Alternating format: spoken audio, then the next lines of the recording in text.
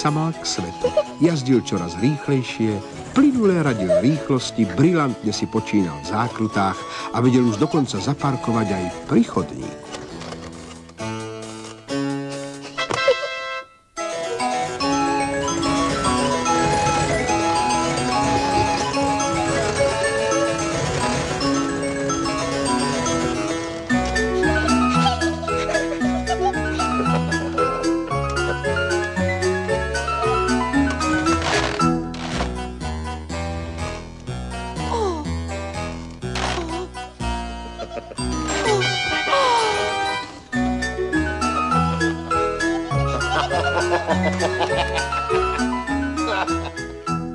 Je najvyšší čas dať ho do autoškoly, aby sa učil čítať značky a aby poznal dopravné predpisy, povedala mamička.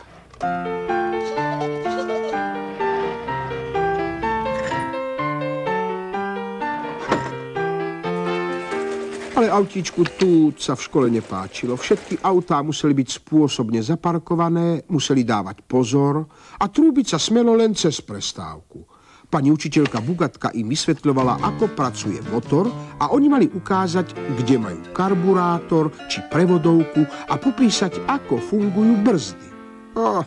To je riadna otrava, frflal Tút.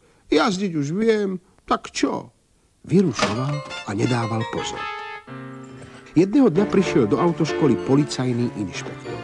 Prísne sa prechádzal medzi autíčkami a skúmal, či majú dobre umyté štátne poznávacie značky.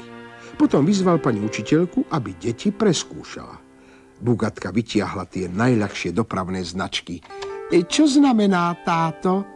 Krava na ceste, poslušne odpovedali autíčka. A táto? Cez cestu prebehujú jelene.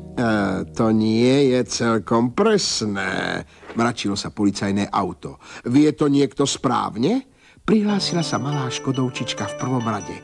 Pozor, zver. Výborne, pochválila ju Bugatka.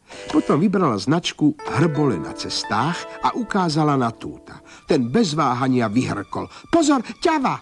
Celá trieda prepukla v smiech. Poď k tabuli, kamarát, vyzval ho pán inšpektor. Tút celý zbledol. Povedz mi, ktoré auto pôjde prvé. Ktorému to najrýchlejšie zapaluje, odpovedal Tút. Máš nedostatočnú.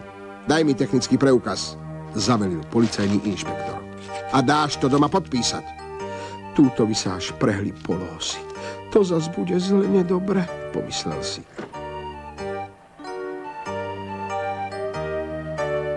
A zle nedobre aj bol. Mercedes sa s ním ani nerozprávala a Laurin Klement si len vzdychol. Po kom to dieťa je? Ja som mal z križovatiek vždy jednotku. Na druhý deň sa Tút vliekol do školy najnižšou rýchlosťou. Keď už bol celkom blízko, rozhodol sa, že radšej pôjde poza autoškolu. Rýchlo zahol za roh a vyrazil na výpadovku z mesta.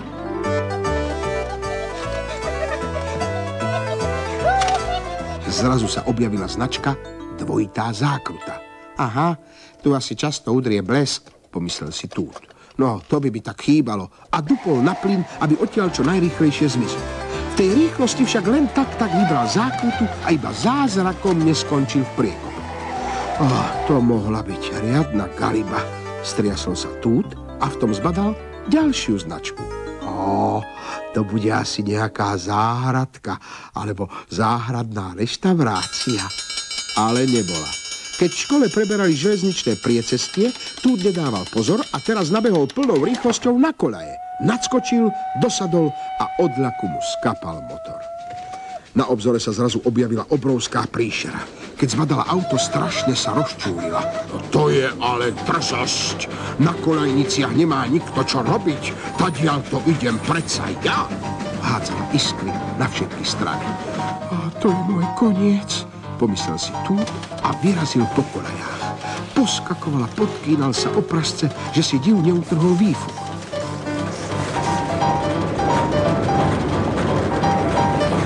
Si v peknej kaši, kamoško, odhadol situáciu starý semafor. Ale ja ťa v tom nenechám. Škripotavo spustil rameno a rozsvietil červenú. Lokomotíva zlostne vypustila paru a zastala urazene stáť. Tút a ani chvíľu neváhal. Upaľoval, čo mu sily stačili, len aby sa čím skôr dostal strate.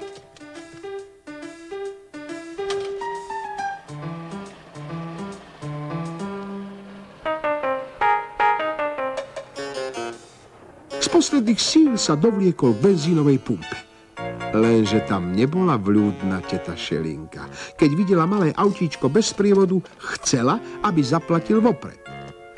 Tút nemal ani vindru, nuž musel odísť na prázdno. Čo teraz? Tak ďaleko od domova ešte nikdy nebol. Vyzerá to tak, že som sa stratil. Teraz tu zmoknem a zhrdzaviem a už sa nikdy nedostanem domov. Doma zatiaľ otecko a mamička trpli od strachu, že sa ich chlapec tak dlho nevracia zo školy. Napokon sa vybrali na policajnú stanicu. Pán inšpektor dal hneď vyhlásiť celoštátne pátranie. Osamelý Tút sa triasol od zimy. Kvapky dažďa mu stekali po reflektoroch a od strachu ani nepípol. A tu, akoby zázrakom, sa niečo spustilo snáď rovno z neba. Bola to policajná helikoptéra. Zastavila nad autíčkom a ohlásila jeho poloh. Mercedes a Laurin Klement tam hneď a zaraz vyrazili.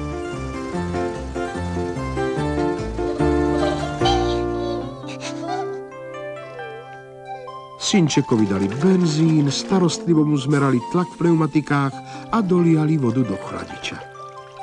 Ale si nás vyľakal, hneval sa Klement. Už to viackrát neurobím, sľuboval Tút. A otecko s mamičkou ho zobrali medzi seba a do večera boli opäť doma. Od toho dňa dával Tút v škole pozor. Usilovne sa učil a v technickom preukaze nosil domov len samé jednotky.